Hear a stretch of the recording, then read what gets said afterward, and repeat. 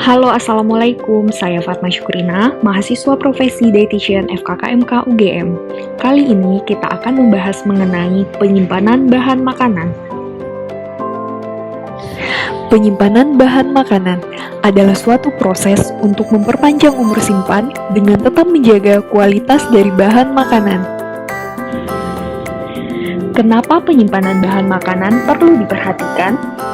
Karena kesalahan dalam penyimpanan bahan makanan dapat mengakibatkan kontaminasi bakteri yang dapat menyebabkan foodborne disease atau keracunan makanan.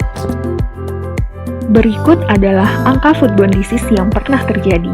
Menurut WHO 2019, terdapat sebanyak 600 juta orang mengalami keracunan setelah mengkonsumsi makanan yang terkontaminasi bakteri. Sedangkan menurut Badan POM Indonesia, terdapat 20 juta kasus keracunan makanan yang terjadi setiap tahunnya. Apa saja langkah yang harus diperhatikan dalam penyimpanan bahan makanan?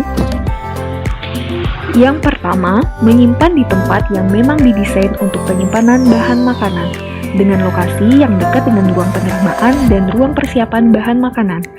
Area harus selalu bersih, terhindar dari kontaminasi bakteri, baik dari tikus, serangga, ataupun bahan berbahaya. Melakukan pembersihan sebelum penyimpanan. Melakukan pencucian, dilanjutkan dengan pengeringan supaya tidak terdapat sisa air yang dapat menyebabkan pertumbuhan mikroba. Kemudian dilanjutkan dengan pembungkusan menggunakan pembungkus yang bersih. Memisahkan menurut karakteristik bahan makanan. Untuk bahan makanan segar, disimpan di tempat penyimpanan basah seperti chiller maupun freezer. Sedangkan untuk bahan makanan kering, disimpan dalam rak penyimpanan kering. Berikut adalah contoh rak penyimpanan untuk bahan makanan kering. Mengecek temperatur suhu. Untuk makanan kering, disimpan dalam suhu ruang 20 hingga 25 derajat Celcius. Untuk makanan segar, disimpan dalam suhu yang kurang dari 5 derajat Celcius. Sedangkan untuk makanan beku, disimpan dalam suhu yang kurang dari 0 derajat Celcius. Untuk penyimpanan makanan yang telah selesai dimasak, menggunakan alat yang dikenal dengan blast chiller, yang fungsinya untuk menurunkan suhu pada makanan dengan aman tanpa terkontaminasi bakteri. Menerapkan metode penyimpanan FIFO atau first in, first out. Makanan yang lebih lama disimpan harus dikeluarkan dan digunakan terlebih dahulu.